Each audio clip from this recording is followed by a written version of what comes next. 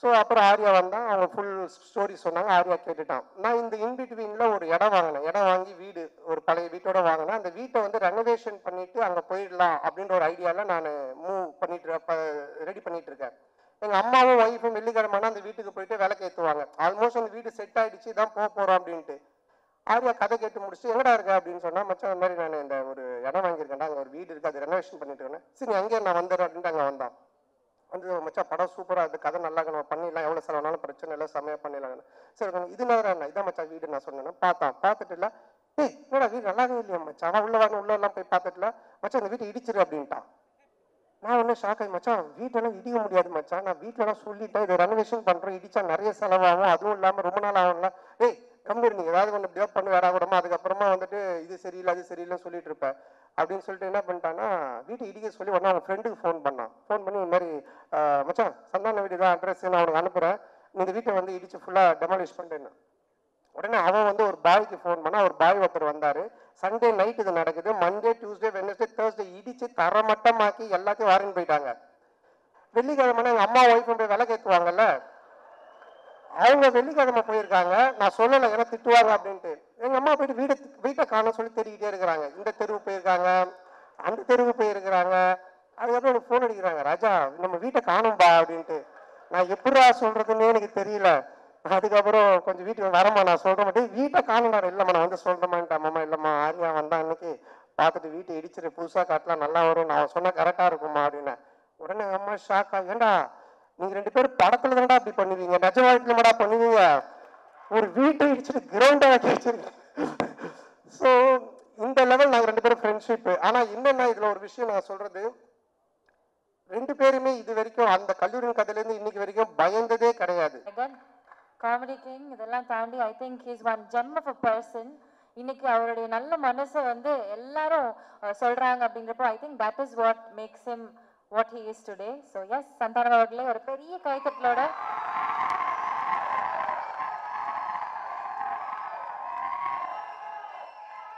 Sir before I கோ எனக்கு ஒன்று சொல்லணும் சார். இவ்வளோ படங்கள்லாம் ரொம்ப அழகா இருந்திருக்கீங்க. 1 minute, இந்த படத்துல ஐ திங்க் இன்னும் எக்ஸ்ட்ரா அழகா இருக்கீங்க. I don't know how but செம்ம அழகா இருக்கீங்க சார்.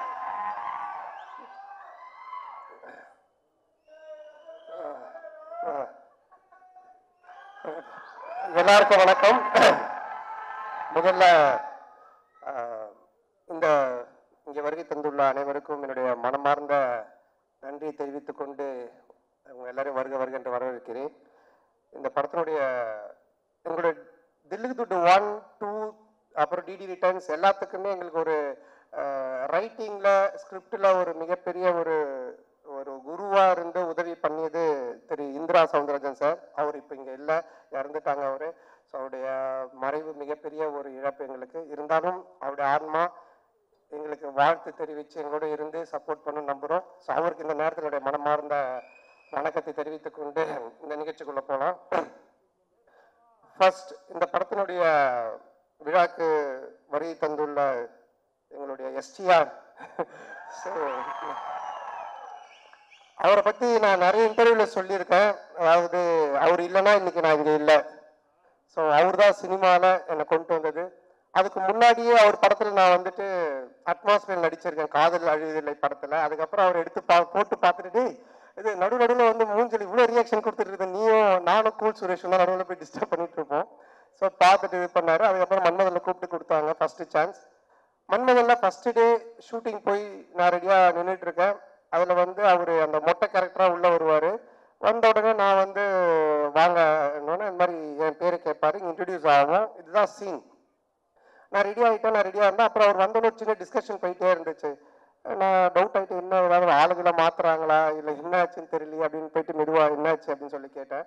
இல்லை நீ லொல்லு சபாலேருந்து வந்திருக்கீங்க, இப்போது ஃபஸ்ட் டைம் ஸ்க்ரீனில் காட்ட போகிறோம், உங்களுக்கு ஒரு கிளாப்ஸ் வரணும் ஓப்பனிங்கு, அதுக்காக யோசிச்சுட்டு இருக்கேன், சும்மா ஜென்ரலாக வந்து பேச வேண்டாம் அப்படின்னு சொன்னார். உடனே நான் வந்துட்டு எனக்கு கிளாப்ஸா தேட்டரில் அடிப்பாங்களா அப்படின்னு சொல்லி கேட்டேன். இல்லை லொல்லு சபா டிவியில் ரீச் இருக்குல்ல, கண்டிப்பாக உங்களுக்கு தேட்டரில் கிளாப்ஸ் வரும் அப்படின்னாரு. அப்போ நான் வந்து என்ன பண்ணணும் அப்படின்னு சொல்லி கேட்டேன். சரி ஒன்று பண்ணலாம், நான் வந்தோன்னே உன் பேர் கேட்குறேன், உன் பேர் என்னன்னா, அப்போ தான் வச்சோம் பாபின்னு வச்சோம். உன் பேர் என்னன்னு கேட்குறேன், நீ வந்துட்டு பாபின்னு சொல்லு. நான் எக்கோவில் வந்து ஒரு 3 இடத்துல பாபி பாபி பாபின்னு அப்படி போட்டுட்டு மியூசிக்கெல்லாம் காமிச்சிட்டு அப்புறம் நான் சீனுக்குள்ளே நம்ம போகலாம் அப்படின்னாரு. நல்லா இருந்துச்சு. அவருக்கு என்னன்னா என்னை காட்டும் போது ஒரு கிளாப்ஸோட காட்டணும் அப்படின்றதுக்காக சொன்னார். அப்போ நான் சொன்னேன், இல்லை இப்படி ஒன்று பண்ணலாமா என்ன, நீங்கள் கேளுங்க, நான் வந்து 3 தடவை நானே பாபி பாபி பாபின்னு சொல்கிறேன், அதுக்கப்புறம் நீங்கள் அந்த டயலாக் சொல்லுங்கள், அப்படி பண்ணலாம் அப்படின்னு. ஒன்று அவரும் சிரிச்சுட்டு சரி நல்லா தான் இருக்குது, ஆனால் பில்டப்பாக இருக்காது, ஆனால் நல்லா தான் இருக்குது அப்படின்னாரு. நல்லா தான் இருக்கும் அப்படின்னு சொல்லிட்டு அப்போ தான் அந்த ஃபஸ்ட்டு டயலாக்கு அவர் வந்து என்கிட்ட கேட்பார், உன் பேர் என்னன்னு. நான் ஒன்று பாபி பாபி பாபின்னுங்க. ஒன்று அவர் பாபி பாபி பாபின்னு, டேய் ஒரு பாபி தான்டா என் பேர் அப்படின்னு சொல்லுவேன். அதுக்கப்புறமா பில்டப்புக்காக 3 தடவை சொன்னோம் அப்படின்னு. ஸோ இப்படி தான் என்னோட ஃபஸ்ட்டு சீன் அவரோட ஆரம்பிச்சது. நான் எதுக்காக இதை சொல்ல வரேன்னா, அன்னைக்கு தேட்டரில் ஸ்க்ரீனில் எனக்கு கிளாப்ஸ் வரணும் அப்படின்னு எடுத்துக்கிட்ட அந்த அக்கறை ஆகட்டும், அந்த அன்பாகட்டும், இன்னைக்கு வரைக்கும் குறையவே இல்லை. அதே அன்பு அதே அக்கறை இப்போ பண்ற STR 49லையுமே என்கிட்ட என்ன சொன்னார்னா, டைரக்டர் கூப்பிட்டு சாண்டாக்கு என்ன வேணும், சாண்டா எப்படி நம்ம நல்லா யூஸ் பண்ண முடியும், சாண்டாக்கு என்ன பண்ண முடியும், அதை முதல்ல யோசிங்க அப்படின்னு தான் சொன்னார். அன்னைக்கு கூட வீட்டில் போய் மொட்டை மாடியில் பார்த்து ஒரு 3 ஹவர்ஸ் டிஸ்கஷன் பண்ணும்போது என்னை பற்றி மட்டுமே தான் பேசிட்டு இருக்காரு. ஸோ இப்படிப்பட்ட ஒரு அன்பும் அரவணைப்பும் கொண்ட ஒரு அருமையான ஒருத்தர் எனக்கு கிடைச்சது. உண்மையிலேயே நான் கடவுளுக்கு நன்றி சொல்லணும், எங்கள் அப்பா அம்மாவுக்கு நன்றி சொல்லணும். ஸோ ரொம்ப நன்றி. நீங்கள் I love you all the time. அதனால் எனி டைம் எப்பவுமே அவருக்கு பின்னாடி அவர் கூட நான் கண்டிப்பாக நிற்பேன். அது எதுவாக இருந்தாலும் என்னவாக இருந்தாலும் அது நிச்சயமாக இந்த வருஷம் STR 49 நீங்கள் பார்ப்பீங்க. சொல்லி ஆரியா முறைக்கிறான், ஏன்டா நான் கஷ்டப்பட்டு செலவு பண்ணி சத்யம் தேட்டரை புக் பண்ணா நீ 2 பேரும் பேசிட்டு இருப்பீங்களா அப்படின்ட்டு. அடுத்தது இந்த படத்தினுடைய ப்ரொடியூசர் ஆர்யா. ஸோ ஆர்யா தான் எனக்கு தெரியும், ஆர்யா தான் நிகாரிகா ப்ரொடக்ஷன் அவங்களுக்கு கொண்டு வந்தது. கொண்டு வரும்போது எல்லாமே சூப்பராக போச்சு. அப்போ ஆர்யா வந்து ஒருத்தர் சொன்னாங்களே, கிஷோர் எங்க அவர், கிஷோர் வாங்க, இவர் தான் கிளாரிட்டி கிஷோர். இவர் கூட்டிகிட்டு வந்து என்கிட்ட ஒப்படைச்சிட்டு போயிட்டான். இவரை ஃபஸ்ட்டு கேட்டோன்னா என்ன சார்னா, அவர் வந்து ஒன்றும் இல்லை சார், எனக்கு கிளாரிட்டி இருந்தால் போதும் அப்படின்னாரு. நான் உடனே சரி ஓகே கிளாரிட்டி தானே அப்படின்ட்டேன். ஃபார் எக்ஸாம்பிள் ஒரு பேப்பர் கட்டுன்னு வச்சுங்களேன், வெள்ளை பேப்பரா இல்லை ப்ரௌன் பேப்பரான்னு.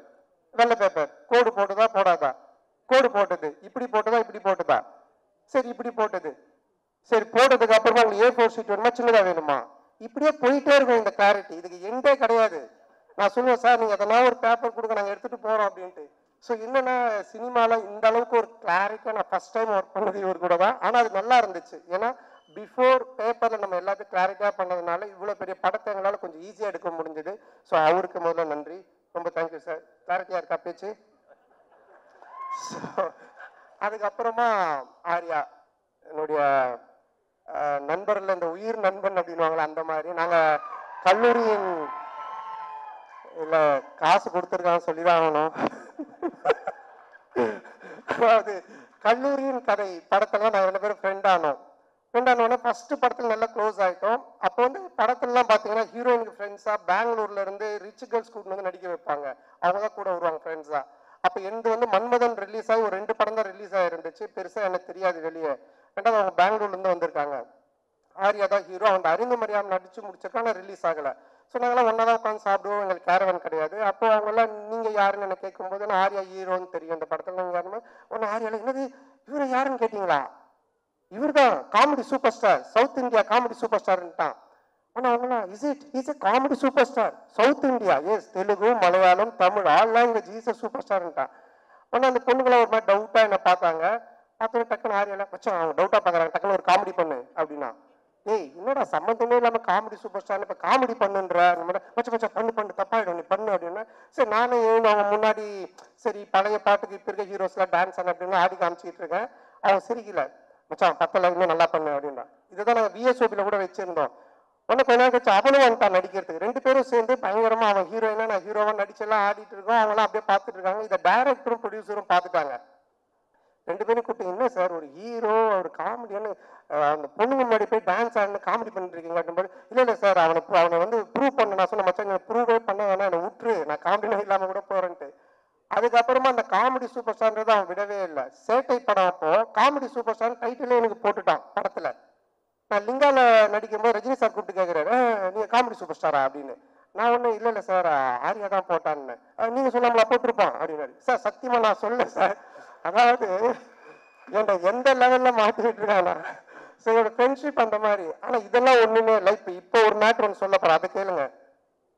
என்னாச்சுன்னா இந்த படம் ஆரம்பிச்சிட்டோம். இந்த மாதிரி ஆனந்த் போய் லைன் சொல்லிட்டான், ஆர்யாவுக்கு பிடிச்சி போச்சு, ஆர்யா சூப்பர் நம்ம பண்ணலாம் அப்படின்னு சொல்லிட்டான். சொல்லி முடிச்சுட்டு 6 மந்த் ஆயிடுச்சு. நான் அதுக்கப்புறம் டிடி ரிட்டர்ன்ஸ் முடிச்சுட்டு வடக்குப்பட்டி ராமசாமி அப்புறம் இங்கே நான் தான் இங்கெல்லாம் முடிச்சுட்டேன். ஸோ அப்புறம் ஆர்யா வந்தான், அவங்க ஃபுல் ஸ்டோரி சொன்னாங்க, ஆர்யா கேட்டுட்டான். நான் இந்த இன்பிட்வீனில் ஒரு இடம் வாங்கினேன், இடம் வாங்கி வீடு ஒரு பழைய வீட்டோட வாங்கினேன். அந்த வீட்டை வந்து ரெனோவேஷன் பண்ணிட்டு அங்கே போயிடலாம் அப்படின்ற ஒரு ஐடியாவில் நான் மூவ் பண்ணிட்டு ரெடி பண்ணிட்டு இருக்கேன். எங்கள் அம்மாவும் ஒய்ஃபும் வெள்ளிக்கிழமைனா அந்த வீட்டுக்கு போயிட்டு விளக்கு ஏற்றுவாங்க. ஆல்மோஸ்ட் அந்த வீடு செட் ஆகிடுச்சு, தான் போக போகிறோம் அப்படின்ட்டு. ஆர்யா கதை கேட்டு முடிச்சுட்டு எங்கடா இருக்கா அப்படின்னு சொன்னால், மச்சான் அந்த மாதிரி நான் இந்த ஒரு இடம் வாங்கியிருக்கேன்டா, அங்கே ஒரு வீடு இருக்குது, அது ரெனோவேஷன் பண்ணிட்டு இருக்கேன். சரி அங்கேயே நான் வந்துடுறேன் அப்படின்ட்டு அங்கே வந்தான். வந்து மச்சான் படம் சூப்பராக இருக்குது, கதை நல்லா நம்ம பண்ணிடலாம், எவ்வளோ செலவுனாலும் பிரச்சனை இல்லை, செம்மையாக பண்ணிடலாங்க. சரி இது நேரம் இதான் மச்சான் வீடு நான் சொன்னேன்னா பார்த்துட்டு இல்லை, ஏய் என்னடா வீடு நல்லாவே இல்லையா மச்சான், ஆனால் உள்ளெல்லாம் போய் பார்த்துட்டுல மச்சான் இந்த வீட்டை இடிச்சிரு அப்படின்ட்டான்.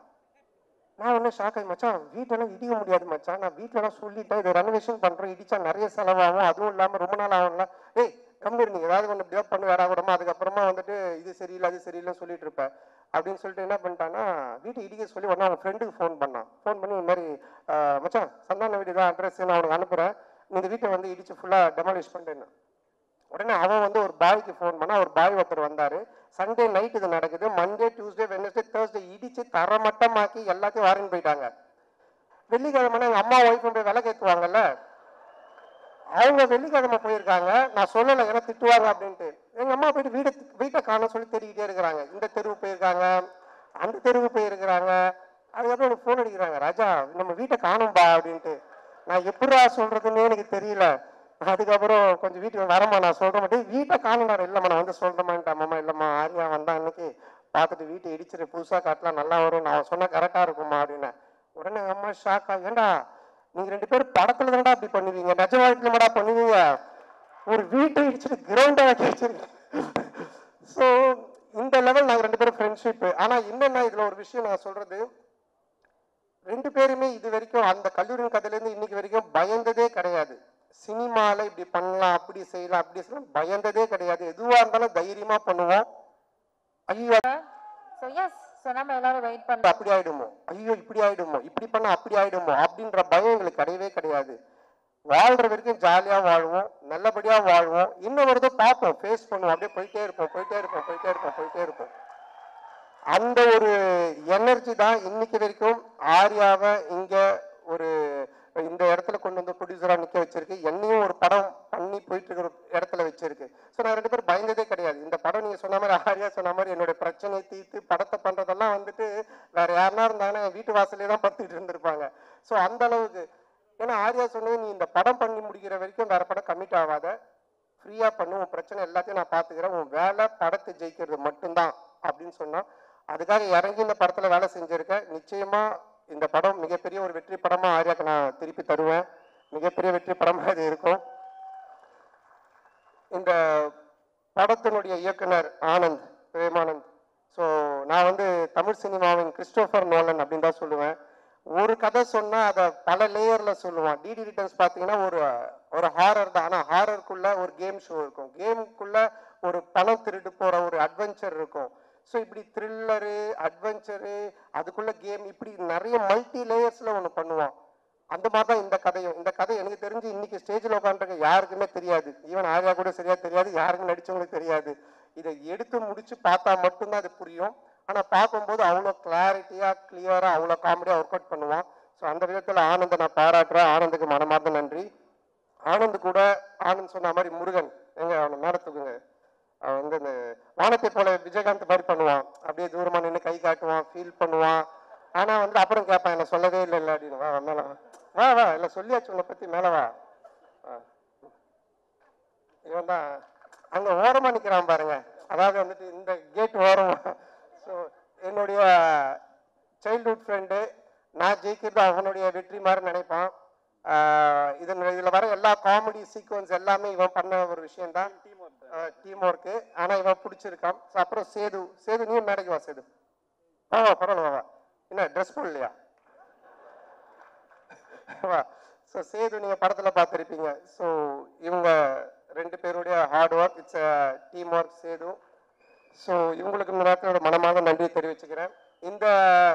இது மட்டும் இல்லாமல் பி டீம் இருக்காங்க, குணாமான், சுந்தர், விஜய், சரவணன், தானிஷ். ஸோ இவங்களுக்கும் இந்த நேரத்தோட மனமாக நன்றி. அதுக்கப்புறமா இதுல நடிச்ச எல்லாருமே நம்மளுடைய Neel Ravi sir, Kasthuri madam, Yashika Anand and Kingsley, Maran எல்லாரும் படத்துல இருக்கிறாங்க அப்படின்ற மாதிரி இருக்காது. மாறனுக்கு ஒரு டிவி காமெடி இருக்கு, கண்டிப்பா செம்மையா இருக்கும் அது. கிங்ஸ்லிக்கு ஒரு தலைகீழ நடக்கிற காமெடி இருக்கு, மொட்டராஜேந்திரனுக்கு ஒரு எலி காமெடி இருக்கு, அண்ட் நீல் ரவி சாருக்கு வந்துட்டு ஒரு டாய்லெட் காமெடி இருக்கு. ஸோ யாஷிகா ஆனந்துக்கு ஒரு பாட்டில் காமெடி இருக்கு, நம்ம கஸ்தூரி மேடம்க்கு ஒரு புக் காமெடி இருக்கு. இப்படி நான் சொல்ற மாதிரி இந்த காமெடிலாம் நீங்க நோட் பண்ணி வச்சுக்கோங்க. தியேட்டர்ல கண்டிப்பா பயங்கர கிளாப்ஸ் வரும், நீங்க என்ஜாய் பண்ணுவீங்க. ஸோ எல்லாருக்குமே காமெடி வந்து அவ்வளோ நல்லா ஒர்க் பண்ணியிருக்காங்க, ரொம்ப நல்லா ஒர்க் ஆகிருக்கு. அப்புறம் இந்த படத்தினுடைய technician cameraman sir Deepak sir, எங்களுடைய டீம் அவருடைய வேரியேஷன், நாங்கள் லைனாக ஹாரர் படம் பண்ணாலும் அவரோட அதில் ஒவ்வொன்றுத்துலையும் ஒரு வேரியேஷன் காமிச்சிக்கிட்டே இருப்பார். ரொம்ப பொறுப்பானவர், ரொம்ப கரெக்டாக எல்லாத்தையும் பார்த்து பண்ணுவார், ரொம்ப செலவு பண்ணாமல் கரெக்டாக பண்ணுவார். ஸோ ரொம்ப என்னை அழகாக ரொம்ப நல்லா காமிச்சிருக்காரு இந்த படத்தில். ஸோ அவருக்கு என்னுடைய மனமார்ந்த வாழ்த்துக்கள். அவருடைய டீம் பாலாஜி, கார்த்தி அண்ட் கிளின்டோ அவங்களுக்கும் வாழ்த்துக்கள். கேமராமேன் சார் வந்துட்டு ஒன்லி ஒர்க்கு மட்டும் இல்லை, அங்கே நிறைய ரோப் ஷாட்லாம் போயிட்டே இருக்கும்ல, கேமரா தான் இருப்பார். கட்டு சொன்னோன்னே டக்குன்னு கேமரா விட்டு ஓடி வந்து ரோப்லேயே வரும்போது அவர் கை கொடுப்பாரு. இல்லை சார் சிரிக்கிறாரு பாருங்க, ஏன்னா ஹீரோயினுக்கு தான் கொடுத்தாரு. கை கொடுத்தது உண்மை, ஆனால் ஹீரோயினுக்கு, எங்களுக்கு இல்லை. ஸோ ரொம்ப நல்ல மனிதர். அடுத்தது நம்ம ஆர்ட் டைரக்டர் மோகன் சார். ஸோ அவர் என்னன்னா, நாங்கள் ஒரு ஒரு 4-5 செட்டு போட்டோம் கோகுலம் ஸ்டுடியோவில். செட்டு போட்டுட்டு அதுக்கப்புறம் நம்ம கிளாரிட்டி கிஷோர் சார் இருக்கார் இல்லையா, எல்லா செட்டையும் பிரித்து மாற்றி திருப்பி அதையே பெயிண்ட் பண்ணி இப்படி காட்டுங்கன்ட்டாரு. ஸோ அவர் ரொம்ப கன்ஃபியூஷன் ஆகிட்டார், டே நைட் ஒர்க் போயிட்டு இருக்குது, ரொம்ப கன்ஃபியூஷனு. இப்போ 4 சைடு செட்டு போட்டார் இல்லைங்களா, 4 சைடு திருப்பி அவர் திரும்ப கலர் மாற்றி காமிக்கிறேன்னு சொல்லி மாற்றி பண்ணிட்டாரு. நாங்கள் வந்தோன்னே காட்டுறாரு, வழி இல்லை போகிறதுக்கு, சுற்றி கிணறு மாதிரி இருக்குது. என்னடா இது எப்படி சார் இப்படி போகிறதுன்னு ஏணி போட்டு ஏறி உள்ளே போய் பார்த்துட்டு திருப்பி ஏணி போட்டு ஏறி வெளியே வந்துடுங்க, அதுக்கப்புறம் நமக்கு எங்கே வழி வேணுமோ நம்ம வச்சுக்கலாம் அப்படின்ற லெவலில் ஒர்க் பண்ணார். ஏன்னா நாங்கள் காமெடி செட்டுக்குள்ளே பண்ணும்பொழுது இதை மாற்றுங்க அதை மாற்றுங்க இதை இடிங்க அப்படின்னுவோம். ஸோ அதெல்லாம் தாங்கிக்கிட்டு அவருடைய டீம் அவரும் ஒர்க் பண்ணாங்க. ஸோ இதில் ஒவ்வொரு ஒர்க்குமே செட் ஒர்க் அவ்வளோ பியூட்டிஃபுல்லாக இருக்கும். மோகன் சாருக்கு நன்றி. அண்ட் தென் இந்த படத்தினுடைய மியூசிக் டைரக்டர் ஆஃப்ரோ, மிகப்பெரிய பலம், ஒரு படத்துக்கு மிகப்பெரிய பலமே அதனுடைய மியூசிக்னுவாங்க. இப்போவே இந்த சாங்கு கோவிந்தா சாங், அப்புறம் இன்னொரு சாங் ரெண்டுமே நல்லா ஹிட்டாகி வைரலாக போயிட்டுருக்கு. ரீ ரெக்கார்டிங்கில் ஆஃப்ரோக்குன்னு கண்டிப்பாக நீங்கள் கிளாப்ஸ் பண்ணுறாம ஒரு 4 இடம் இருக்குது. ராஜேந்திரன் சாருக்கு ஒன்று வாசிச்சிருக்காரு, அந்த இடம் இன்னும் ஒரு 3 இடம் இருக்குது. பிட்டு சாங் ஆனால் செம்மையாக இருக்கும், அதுக்கு என்னோடய வாழ்த்துக்கள். And heroine Geethika. So Anand சொன்ன மாதிரி ஃபஸ்ட்டு டே வரும்பொழுதே அவங்க எல்லா costumes, pedicure, manicure, hair wash எல்லாம் பயங்கரமாக வந்தாங்க. வந்தோடனே இப்போ எங்களுக்கு என்ன காஸ்டியூம்னோடனே அந்த தலையெல்லாம் அழுக்காக்கி கையெல்லாம் அந்த கரியில் போட்டு பரட்டி அழுக்கு கவுனை கொடுத்து அப்படி தான் எடுத்தோம். பட் ஆனால் அவங்க வந்து அதை ரொம்ப நல்லா பண்ணாங்க. உடனே மூட் அவுட் ஆகி என்ன இப்படி இருக்கலாம் இல்லாமல். ஸோ அது மட்டும் இல்லாமல் ஒரு 3 வேரியேஷன் கேரக்டர் பண்ணியிருக்காங்க, ஜெசிகா, ஹர்ஷினி இப்படிலாம் பண்ணியிருக்காங்க. ஸோ ரொம்ப நல்லா பண்ணாங்க. ஸோ அவங்களுக்கு இந்த நேரத்தோடைய வாழ்த்துக்கள். அண்ட் எடிட்டர் பரத், என்னுடைய படத்தில் நாங்கள் எழுத ஆரம்பித்த பேப்பர்ல இருந்தே கூட உட்காந்து கட் பண்ணிட்டு இருந்தார் எடிட்டிங். ஸோ அவருக்கும் வாழ்த்துக்கள். அண்டு இந்த டீம், என்னுடைய டீம் குஷி, ககன் அண்ட் மகேஷ், இளங்கோ, இவங்க எல்லாருக்கும் வாழ்த்துக்கள். அண்ட் இந்த படத்தினுடைய மெயின், அதாவது வந்து டிடி திலீப் 1, 2, 3 இதெல்லாம் பார்த்துருக்கேன், டிடி ரிட்டர்ன்ஸ் அதே டீம் எல்லாம் பார்த்துருக்கேன். இதில் என்ன புதுசு, இதில் நம்ம என்ன பார்க்கறதுக்கு இருக்குது அப்படின்னு நீங்கள் நினச்சிங்கன்னா, Gautham Menon sir, GVM sir இருக்காங்க, அண்டு செல்வராகவன் சார் 2 பேர் இருக்காங்க. இந்த 2 பேருமே ஹாரர் ஜானரில் இப்படி ஒரு கேரக்டர் பண்ணியிருப்பாங்களா அப்படின்ற மாதிரி தான் ஒன்று பண்ணியிருக்கோம். அது உங்களுக்கு பெரிய ட்ரீட்டாக இருக்கும், ஒரு மிகப்பெரிய ஒரு எக்ஸைட்மெண்ட்டாக இருக்கும் அவங்க 2 பேருடைய போர்ஷன்ஸ். ஸோ அவங்களுக்கும் இந்த நேரத்தில் என்னுடைய மனமார்ந்த நன்றியை தெரிவிச்சுக்கிறேன். And then stunt master Selva and Hari master அவர்களுக்கும், டிசைனர் தினேஷ் அண்ட் எல்லாருக்குமே இந்த நேரத்தில் என்னுடைய மனமார்ந்த நன்றி தெரிவிச்சுக்கிறேன். அப்புறம் இந்த படத்தை ரிலீஸ் பண்ணக்கூடிய செண்பகமூர்த்தி சார் அண்ட் ராஜா அவர்களுக்கும் என்னுடைய நன்றி. அண்ட் இந்த படத்தின் சேட்டலைட் ரைட்ஸ் வாங்கியிருக்க ஜிடிவி அவர்களுக்கும் என்னுடைய நன்றி. ஸோ எப்பவுமே நான் ஒன்று சொல்லுவேன், நம்ம ஒன்று ஜெயிக்கிறோம், ஒருத்தன் ரொம்ப உச்சத்துக்கு போகிறான், இல்லை லைஃப்பில் வந்துட்டு ரொம்ப ஒரு உயரத்துக்கு போகிறான் அப்படின்னு சொன்னால், நான் ஃபார் எக்ஸாம்பிள் ராமாயணம் கூட சொல்லுவேன். ராமரை பற்றி எல்லாரும் பேசுவாங்க, ஆனால் அதுக்கு காரணம் ராமர் மட்டும் இல்லை, அதில் அவர் கூட இருந்து அவரை பற்றி பேசின சீதா அண்ட் லக்ஷ்மணன், விபூஷணன், பரதன், ராவணன், இப்படி எல்லா கேரக்டருமே சேர்ந்தது தான் அந்த ராமன் அப்படின்ற ஒரு எலிவேஷன். அந்த மாதிரி யாராக இருந்தாலுமே வாழ்க்கையில் ஒருத்தர் ஒரு உயரத்துக்கு போகிறான்னா அவன் மட்டுமே இல்லை, அவனோட டேலண்ட்டை மட்டுமே காரணம் இல்லை, அவனை சுற்றி இருக்கிறவங்க எல்லாருமே காரணம். அப்படி என்னை சுற்றி இருக்கிற இங்கே இருக்கிற என்னுடைய நண்பர்களாக இருக்கக்கூடிய மேடையில் இருக்கக்கூடிய எல்லாருமே, அப்புறம் ஏதோ சிரீஷ் நண்பர் அந்த கடைசியில் உட்காந்துருக்காரு. ஸோ இந்த மாதிரி ஒரு நட்பு எல்லாம் கிடைச்சது எனக்கு மிகப்பெரிய ஒரு பாக்கியம் நினைப்பேன். என்னுடைய முதுகெலும்பாக இருந்து என்னுடைய டீம் எனக்காக எழுதிட்டு இருக்கிறது, இந்த மேடையில் உட்காந்துட்டு இருக்கு, எனக்கு வாய்ப்பு கொடுத்த எஸ்டிஆர்ல இருந்து இன்னைக்கு நான் ஹீரோவா இந்த படத்தில் நிற்கிறதுக்கு காரணமாக இருக்க ஆர்யால இருந்து மாறன்ல இருந்து எல்லாருமே, அண்ட் தென் அன்னைக்கிலிருந்து இன்னைக்கு வரைக்கும் எனக்கு சப்போர்ட் பண்ணிட்டு இருக்கிற மீடியா அண்ட் ப்ரெஸ். ஸோ ரொம்ப நெருங்கிய நண்பர்கள் நிறைய பேர் இருக்கீங்க. பர்சனலாக ஃபோன் பண்ணி இதை இப்படி சொல்லுங்க, இதை பண்ணுங்க, செய்யுங்கன்னு எனக்கு சப்போர்ட் பண்ணிட்டு இருக்கீங்க நீங்கள். அதுக்கப்புறம் ரொம்ப என்ன சொல்றது, நம்ம ஃப்ரெஷ்ஷாக ஜாலியாக ஒன்று ஒர்க் பண்ண நம்ம குடும்பம் ஃபஸ்ட்டு ஹாப்பியாக நம்மளை வச்சுக்கணும். ஸோ என்னுடைய அம்மா, என்னுடைய மனைவி, என்னுடைய குழந்தைகள், ஸோ அவங்களுடைய இன்புட்ஸ், அவங்களுடைய அன்பும் அரவணைப்பும். அப்புறம் 12 வருஷம் கழிச்சு ஒருத்தன் படம் வந்து அந்த காமெடி ரசிக்கிறீங்கன்னா, என் மேல அளவு கடந்த அன்பு வச்சுட்டு இருக்கிற என் உயிரினும் மேலான அன்பு சொந்தங்களாகிய என்னுடைய ரசிகர்கள் நீங்க தான். ஸோ உங்களுடைய இந்த ஒரு அன்பும் மிக முக்கிய ஒரு காரணம். அதுவும் இல்லாமல் இன்னைக்கு ஃபங்க்ஷனில் ரொம்ப நாளைக்கு அப்புறம் என்னுடைய சொந்தங்களை கூட்டின்னு வந்திருக்கேன். மாமா, அக்கா, அண்ணன், சித்தி, அத்தை, மாமான்னு. ஸோ அவர்களுக்கும் எல்லா குட்டீஸ்க்கும் இந்த நேரத்தில் என்னோட மனமார்ந்த நன்றி தெரிவிச்சுக்கிறேன். மே 16th ரிலீஸ் ஆகுது. டெஃபினட்டாக படம் உங்கள் எல்லாரையும் மிக பெரிய லெவலில் திருப்திப்படுத்தும்.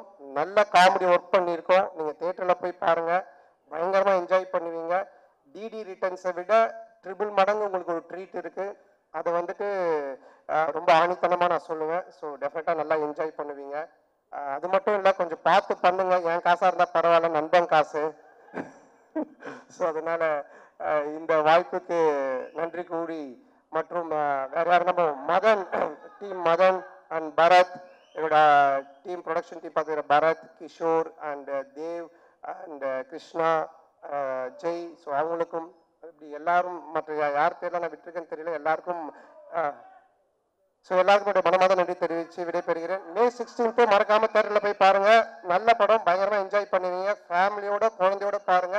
குழந்தைங்களுக்கு தான் மெயினாக நிறைய சீக்வன்ஸ் ஒர்க் பண்ணியிருக்கோம். பயங்கரமாக என்ஜாய் பண்ணுவீங்க. தேங்க்யூ, தேங்க்ஸ், நன்றி. Thank you.